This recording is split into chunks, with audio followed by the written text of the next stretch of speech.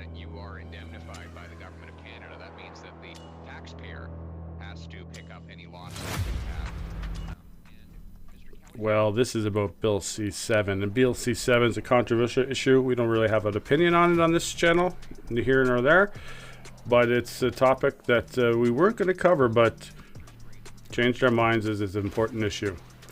So here's Pierre, Poilievre. We chose not to go through it. Resuming debate, the honourable member for Carleton. Thank you very much, Mr. Speaker.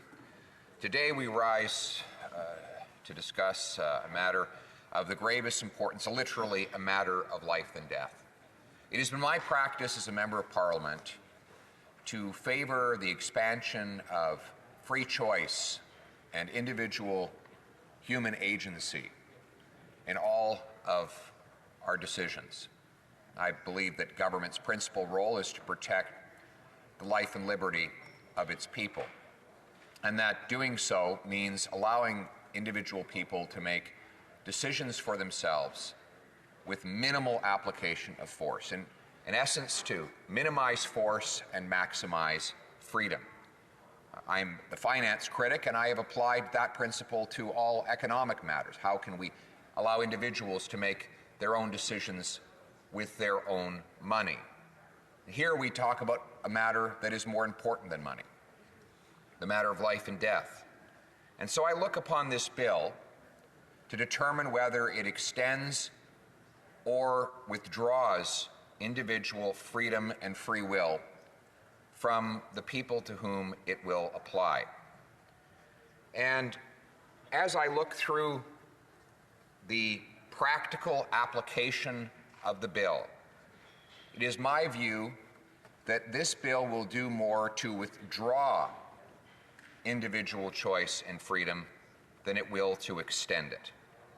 Let me begin by quoting the member for Thunder Bay Rainy River, a physician and Liberal member of Parliament, who said, "My biggest concern as someone who has spent my whole life trying to avoid accidentally killing people is that we don't end up using medical assistance in dying for people who do not really want to die." Medical assistance in dying was supposed to be exclusively for people who do want to die, who, having been presented with all the worldly alternatives, have chosen death. But we have a member of Parliament and former physician on the government side who says that this bill will have the effect of forcing people to a decision they would not otherwise make. And this is not just a theoretical issue. Allow me to read the story of Mr. Roger Foley. I'm reading from the CTV story. Foley suffers from cerebellar ataxia, a brain disorder that limits his ability to move his arms and legs and prevents him from independently performing tasks. Roger Foley, 42, who had earlier in the year launched a landmark lawsuit against a London hospital, several health agencies, the Government of Ontario and the Government of Canada, alleges that health officials did not provide him with assisted home care team of his choosing, instead offering, among other things, medically assisted death. So in other words, we have a state health care system to which everybody is forced to pay, and of which everyone is forced to be a part, from which it is impossible to avoid receiving care because paying out of pocket is illegal. Private insurance is not allowed for essential care. And when this gentleman then goes to the care, the only care the government will allow him to have, they say, "We can't provide you with that care, but here's what we can do. We can end your life. You can pack it in. You can just give up." That is not free choice. That is the state effectively compelling a man to end his life or face endless years of unnecessary turmoil that could have been avoided were appropriate care allowed. That is not free choice. And for that reason, I cannot support this bill. And I add my voice here to thousands of people from the community representing persons with disabilities. And the government is often fond of quoting the UN. The Special Rapporteur, and I'm quoting here from the UN report, the Special Rapporteur on Persons with Disabilities is extremely concerned about the implementation of the legislation on medical assistance in dying from a disability perspective. She has learned that there is no protocol in place to demonstrate that persons with disabilities deemed eligible for assisted dying have been provided with viable alternatives. Mr. Foley's case being a prime example of that. Therefore, those most vulnerable are not given a choice. Rather, they are funneled towards one inescapable outcome and compelled by the state to end their life at threat of merciless and unnecessary suffering, rather than providing these people with the care that would mitigate their suffering and fulfill the wishes of a happy life. They are told they have no choice but to end life altogether. I'm quoting now from disability groups, 72 of whom wrote a letter to this government expressing their opposition to the bill. I'll start with Krista Carr, the Executive Vice President of Inclusion Canada, an organization that works with Canadians with intellectual disabilities. Bill C-7 is our worst nightmare, she said. The community of Canadians with disabilities and their families have long feared that having a disability would become an acceptable reason for state-provided suicide. Or in the words of Dr. Gallagher, an assistant professor at the University of Toronto, Bill C-7 declares an entire class of people, those with physical disabilities, as potentially appropriate for suicide, and that their lives are potentially not worth living. Indeed, were it not for their disability, we would not be willing to end them. I cannot imagine a more degrading and discriminatory message for our society to communicate to our fellow citizens with disabilities. Mr. Speaker, we here are meant to give voice to all Canadians, but most of all to the voiceless. And the voiceless are speaking through their advocates, 72 groups who have spoken out against the bill, the dehumanizing way with which it treats persons with disabilities, and the manner by which it robs them of their free will and human agency. And I fear that it adds to the quiet and sometimes unspoken narrative of certain politicians and opinion leaders who suggest that persons with disabilities do not have the same worth as others, and a concept that I find repulsive. The lives of persons with disabilities are every bit as valuable and precious as the lives of the rest of us.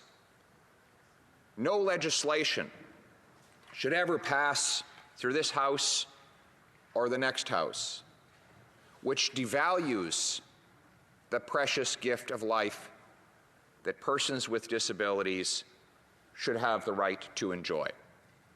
No bill should rob people of their free choice and human agency to live on in peace and dignity, so should they so choose.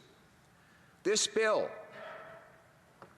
does not contain any protections against scenarios where people who are conflicted might try to suggest upon a person with disabilities that they should simply accept death.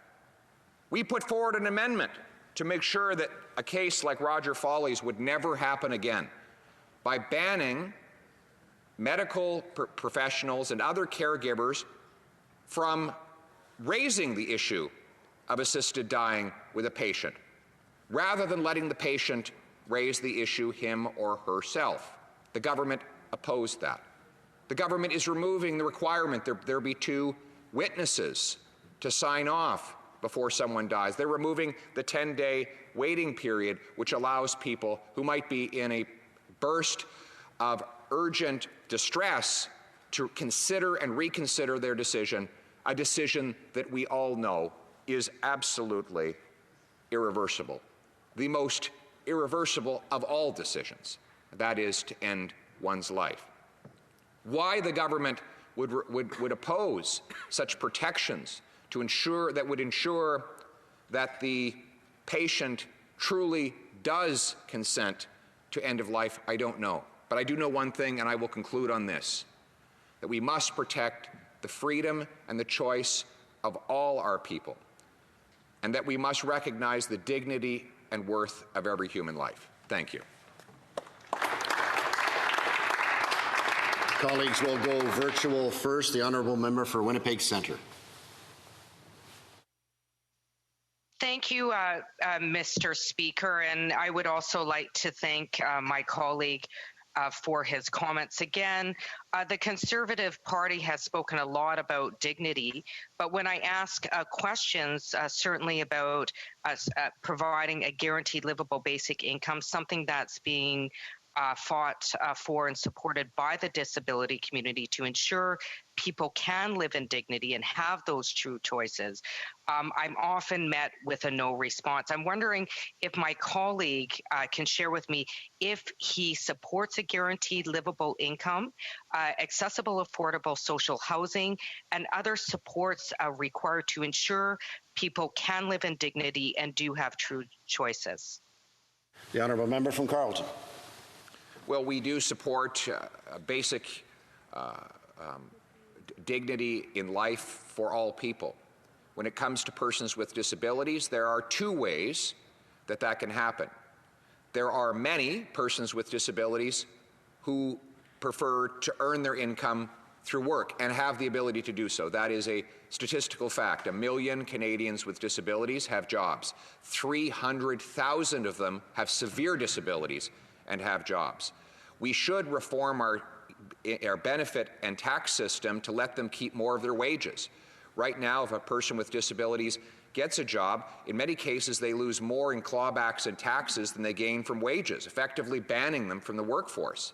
And that is something that many in the disability community have spoken out against. I think of Mark Waffer, who is 80% deaf, couldn't get a job when he was a kid, so he hired himself, started a business, opened 5 different Tim Hortons, employed 130 people with disabilities in his businesses at full wages without government assistance, doing the same work but at higher quality than the rest of his workforce. He had some of the highest performing Tim Hortons locations in the country by all the metrics, proving that the people with disabilities have something to contribute, not just their lives but in their livelihoods. We should encourage and reward that.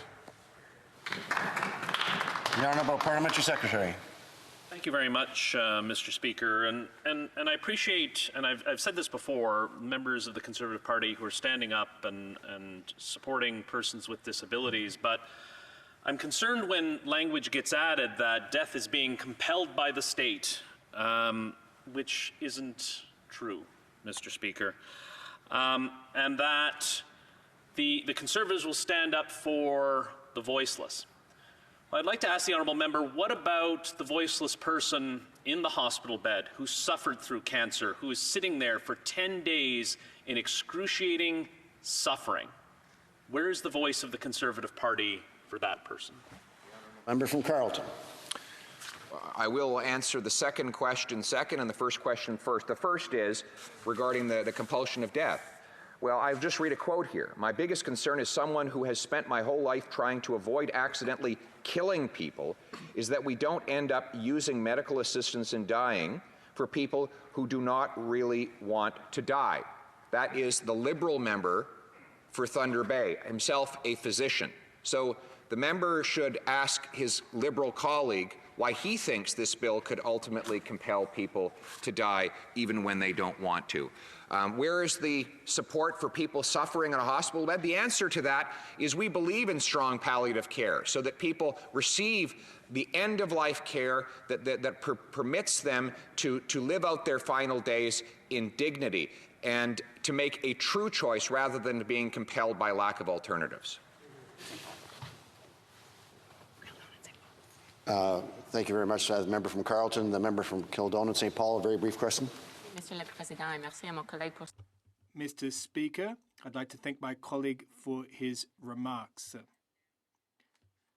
Now, regarding the Truchon case, could you please enlighten us as to the approach? Honnêtement, j'ai pas entendu la question. Honestly, I didn't hear the question. I didn't have an earpiece in, so I can't respond directly to your question. But as far as the Truchon decision is concerned, obviously we appealed. And as a government, we are entitled, of course, to go to court, even to go before the Supreme Court of Canada to have a decision handed down. And yet the government decided to throw in the towel. Season's greetings. By Canadians for Canadians. Safespace Cafe. Have a good day.